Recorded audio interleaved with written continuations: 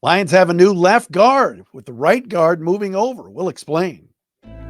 You are Locked On Lions, your daily Detroit Lions podcast. Part of the Locked On Podcast Network, your team every day.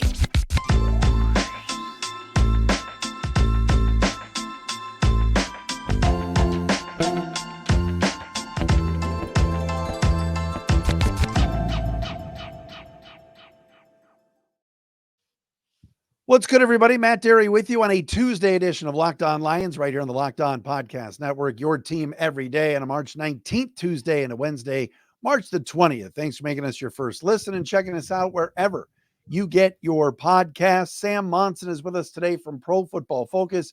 We'll check in with Sam and talk all about the newest Detroit Lion as they've signed a Pro Bowl offensive lineman. We'll get into that and much, much more with our buddy Sam momentarily. Locked On Lions today brought to you by Gametime. Download the Gametime app, create an account, use code LOCKEDON for $20 off your first purchase. Follow us on Twitter at Dery Speaks, at Locked On Lions, Matt Dery Facebook fan page, and thank you to all of you who subscribe and watch on our Locked On Lions YouTube channel. From PFF and the PFF NFL podcast, our man Sam Monson is with us today. Sam, great to see you.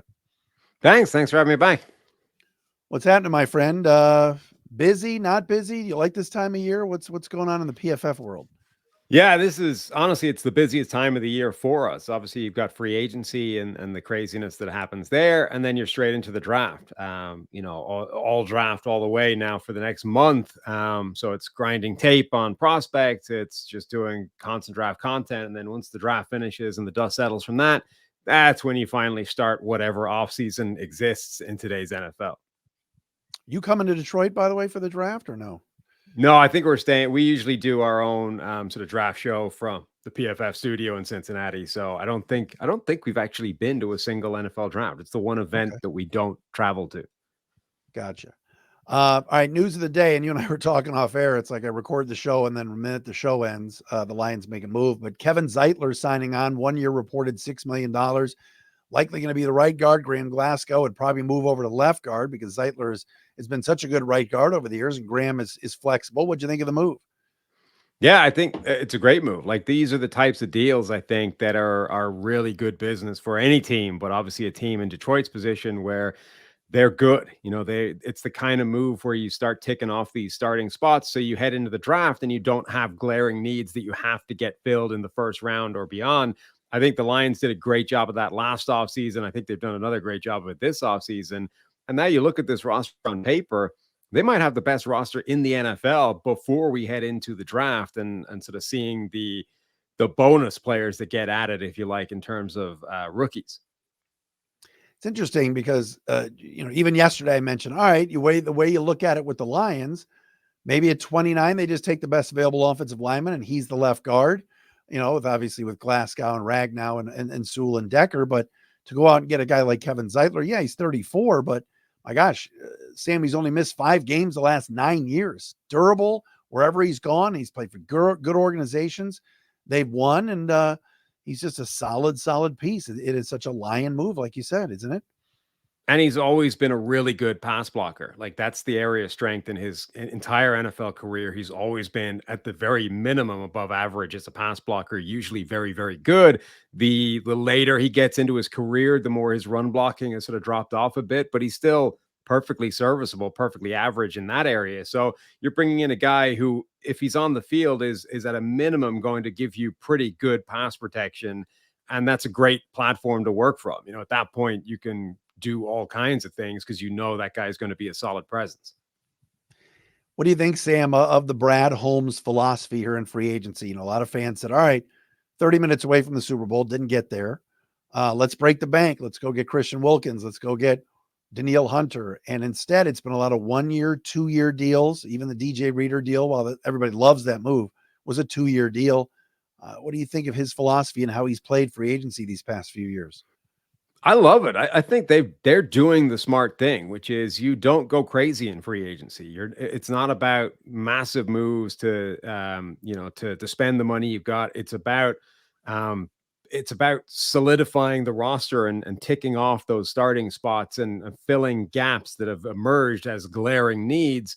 and not necessarily with amazing players, just with guys that are not liabilities, and they did that last year when they overhauled the secondary with a bunch of picks that weren't necessarily going to be, high end impact starters, but it meant that everybody who's mocked for the last sort of 4 weeks before that had been corner Detroit round one. They didn't have to do that anymore. They didn't have to chase that as a fit. They could go in different directions. And this year is the same thing. They've added these guys like Zeitler. Reader is a really solid player. Even a sort of 1 year flyer on a guy like Marcus Davenport. You add these bodies so you don't put yourself in a position of now going, well, the board might go a certain way, but we have to take this position in the draft. So we have to reach or we have to trade. Now they can just play the board and they can take the best player available. And if it happens to align with what would have been their biggest need before they add these veterans, then cool. If it doesn't, it's not a big problem. So I think this is exactly the way to play roster construction and team building in the modern NFL. I think they're doing an amazing job of it. Sam Monson, our guest, of course, Pro Football Focus, co-host of the PFF NFL pod with us here on Locked On Lions. You mentioned Davenport. Let's get into him for a second. 1 year flyer, like you said, always injured. It's kind of the opposite of Zeitler. He can't stay healthy, but again, Lions need edge rushers. And why not see a guy that has Dan Campbell, Aaron Glenn ties in New Orleans, right? Yeah, I'm always a fan of taking a short-term, relatively low risk gamble on a guy as talented as Marcus Davenport. Obviously, he was a former first-round pick and a guy that the Saints traded, 2 first-round picks essentially to be able to draft because they liked him that much. He was always a productive player in sort of limited snaps in New Orleans. They never really got him beyond that. And that was supposed to be Minnesota last year. Like they took the 1 year flyer as well. And it obviously didn't work out there. He basically didn't play all season long, but they were going to try and find that out. Can we give him, a much bigger workload and get him to be the better player that we think is in there? Detroit's going to try the same thing and maybe it won't work out. But I think for that kind of cost, he has the sort of upside that is worth rolling the dice on. Where are you on Carlton Davis? Are you a fan? Obviously, I'm a PFF slappy. I'm always constantly lathering up on you guys, and I'm a big fan. I look at his numbers, and I know some of the people said, well, his coverage grade and man was good. I look at declining grades, overall grades over the last 3 years. How do you view this Lions pickup at corner? Yeah, I like it. I think you're right. He's not coming off the best years of his career so far. He has been heading in the wrong direction. On the other hand, we also know that, cornerback play generally, it is volatile. It does fluctuate. It goes up and down. It's not necessarily a straight arrow in one direction or the other. It's not even necessarily, a nice, neat curve that follows the rules we think should exist for a guy's sort of age and career arc. It just tends to be a bit random. You're at the mercy more than any other position of the opposition, right? If you're in good coverage and the quarterback and the receiver do a better job, you're going to give up plays, you're going to get, downgraded, all these kinds of things. So I think more than any other spot, it is a reactive position, kind of at the mercy of the opposition and a little bit of luck.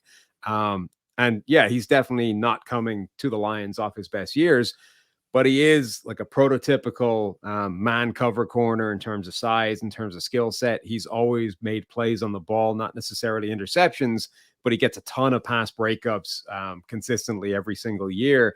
And I think, yeah, if you play a lot of man coverage, I think he's a perfect fit. What about Robertson, the kid from the Raiders? Certainly small in stature, but sort of like Carlton Davis. Both guys got on the podium and said, we're shutting people down. We're gonna, Robertson said, Lions got their guy. I'm the guy. And it's like, all right, that's cool. But I'm sure there are many Lion fans that probably hadn't even heard of this kid, but looks like an Aaron Glenn type, at least in terms of the kind of guarding the slot. Don't you think? Yeah, Meek Robertson's a guy that certainly my podcast co-host Steve Palazzolo, he loved him at draft time, whatever it was 4 years ago out of Louisiana Tech. He's this tiny corner, like 5'8", 170 pounds, but he was feisty as hell. He would scrap. He would make it difficult for you. First couple of years with the Raiders were pretty rough. He got fairly well lit up on a consistent basis, but they didn't play him that much. And when he did get on the field, it was ugly. Last couple of years, though, he's really forged himself a role for them. And they've actually played him outside more than they played him in the slot. There's quite a few of these guys over the last few years, actually, that have slot body types, but they're actually better outside corners than they are in the slot. There were a couple last year in the draft. I think there's going to be one or two this season as well. And I think a lot of times the NFL just looked at corners and said, you're too small, you've got to play inside. But it's more than just size. It's a skill set that's different inside as well. And Amik Robertson's one of these guys that is scrappy, that likes to get his hands on receivers, which is harder from the slot because typically they're off the line of scrimmage. They have the two-way go. You can't get aggressive and physical with them. So I think it took him a while to find his way and to sort of square that and figure out the workaround to that. But he's become a pretty useful player, and a guy that I think is part of that defense is a nice addition. Loving some of these pickups. Certainly the Zeitler one was awesome to see yesterday, but the biggest one to me is DJ Reader. I want to talk about Sam because he's right in DJ's backyard when he was with the Bengals. We will do that coming up next right here on Locked On Lions.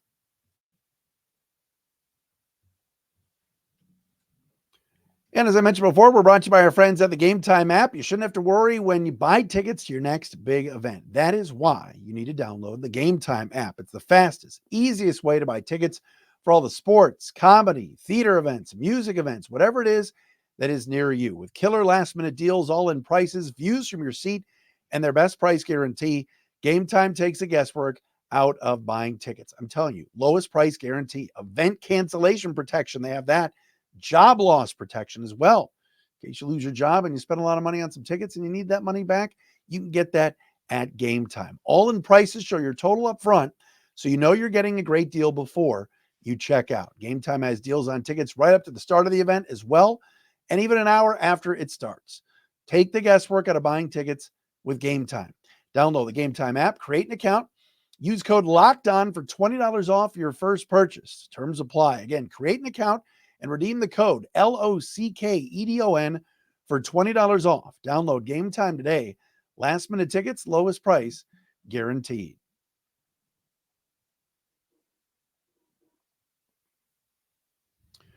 Sam Monson with us, PFF NFL Pod, ProFootballFocus.com as well, PFF.com. We always love talking to the folks at a PFF. Check out Sam on Twitter as well, at PFF_Sam. All right, so DJ Reader, had the injuries twice with the torn quad, comes to town, takes the physical, they talk to him, boom, they sign him. How big of an impact is this? And putting him next to Aleem McNeil, what does that do for that interior of that defensive line, Sam? Yeah, if you're getting a healthy DJ Reader, it's a huge impact. Now, quad injuries are rough injuries to come back from, particularly for guys like Reader, big, strong defensive lineman. It's a concerning injury to come back from. Obviously, we're not doctors. The medical people have cleared him. So if we assume he's good to go and he's going to come back 100%, Reader is one of the prototypical modern day type nose tackles where he's big, 6'3", 330 plus pounds.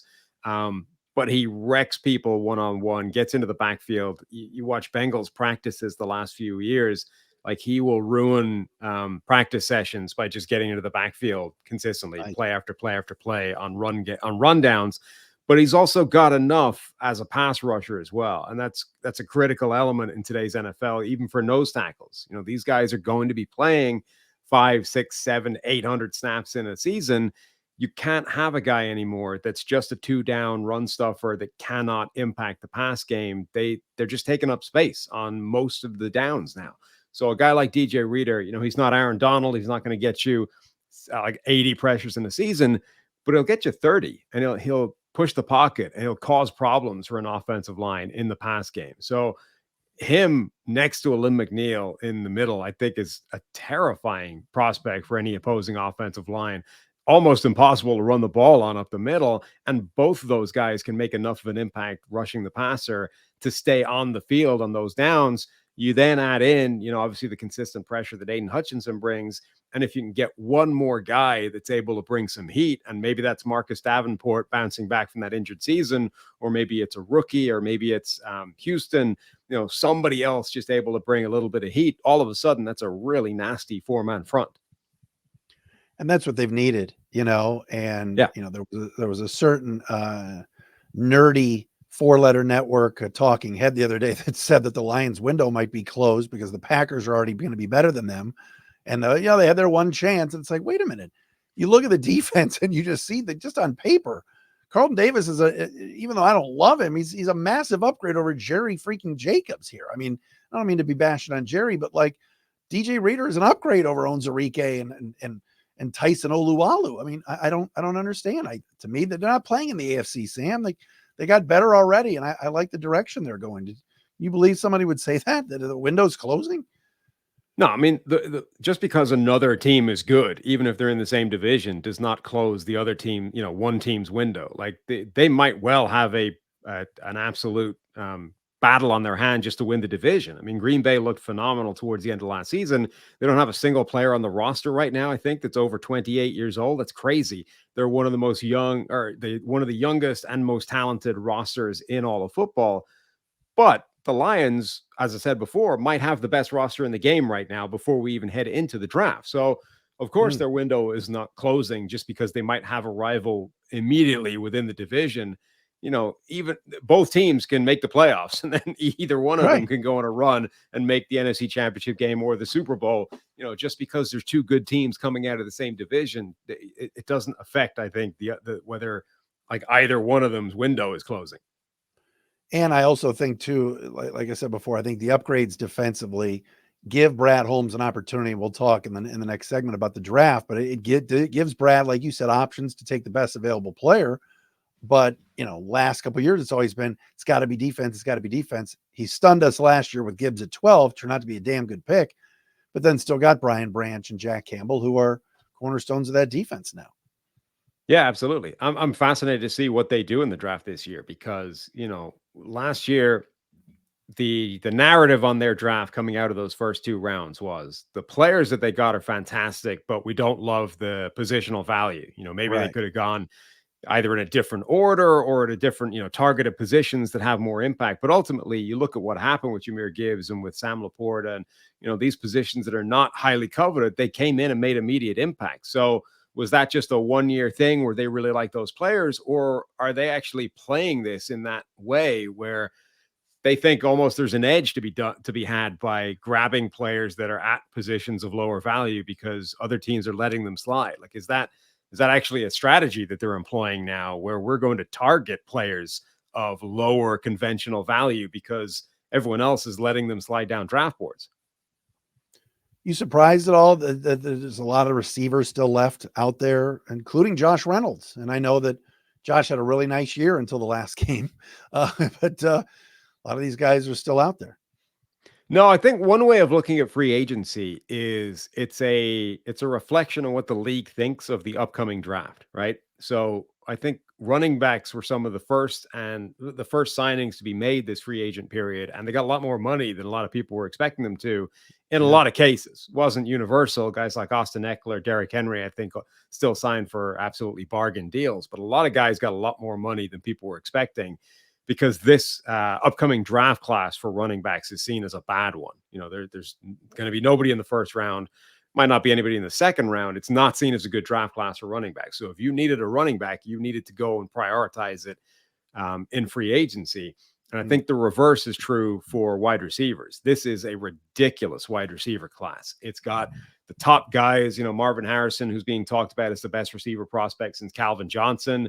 There's two guys right behind him, and Malik Neighbors from LSU and Rome Odunze from Washington, who in any other year would be the best wide receiver in the draft class and going in the top 5. And then you get sort of to the next wave. There might be a little bit of a gap after those guys, but there's another half dozen guys that could easily be first round talents. There's an entire second round stuffed full of these guys. You're getting like 15 receivers deep in the draft and you're still really liking the talent there. So if you need a receiver, you could spend veteran money on guys like Josh Reynolds, or you could spend a third round pick and probably come away with a similar player. More with Sam Monson. I do want to talk to him about the draft and what to kind of look for at 29. He mentioned receivers. We'll get into that with Sam coming up next on a Tuesday edition of Locked On Lions.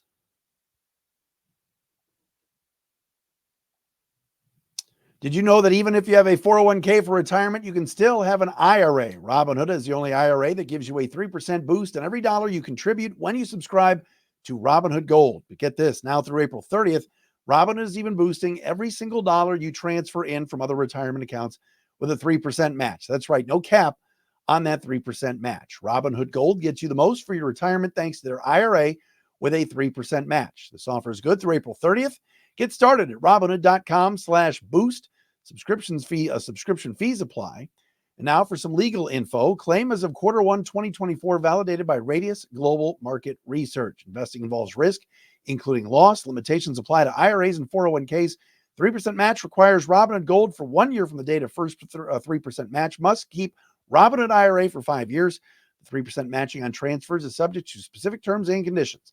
Robinhood IRA available to U.S. customers in good standing. Robinhood Financial LLC, member SIPC, is a registered broker-dealer.